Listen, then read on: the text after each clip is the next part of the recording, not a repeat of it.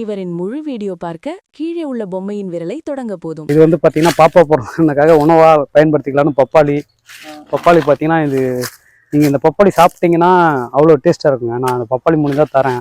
இன்னொரு அண்ணா கொடுத்துருக்காரு, தோட்டத்தில் இருக்குது.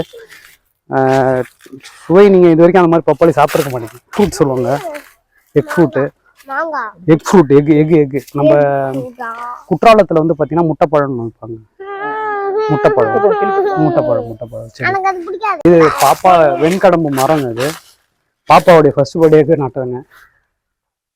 ஆமாம், 5 வருஷத்து மரங்க. கரெக்டாக இது 5வது வருஷம் வெண்கடம்பு. ஆமாம், பாப்பாவுடைய ஃபர்ஸ்ட் பர்த்டேக்கு. இதுவும் இது வந்து கருமருதுன்னு ஒரு மரம். நம்ம எல்லாமே எதுவுமே ஹைப்ரிட்ல போலங்க. பழம் வச்சாலும் வைக்கிறோம், கொஞ்சம் நாட்டு பழக்கமாகவே வச்சிடலான்ட்டு எதுவுமே ஹைப்ரிட் போலங்க. தென்னை மரத்துலேருந்து எல்லாமே பார்த்தீங்கன்னா நாட்டுக்காய் தாங்க. எல்லாமே நட்ட மரம் தான். முக்கால்வாசி நம்ம வீட்டில் நம்ம அப்பா எல்லாம் என்ன பயன்படுத்தாங்க, அந்த விதையை எதுவுமே விடலைங்க. அதுலேருந்து விழுந்த தேங்காய் மரம் தான் அந்த விதை போட்டு வச்சிருக்காரு. இது புளிய மரம் வீட்டு தேவைக்கு ஒரு மரம் மட்டும் வச்சிருக்கேங்க. கிட்டத்தட்ட நாங்கள் புளி வாங்கி ஒரு 10 வருஷம் இருக்குங்க.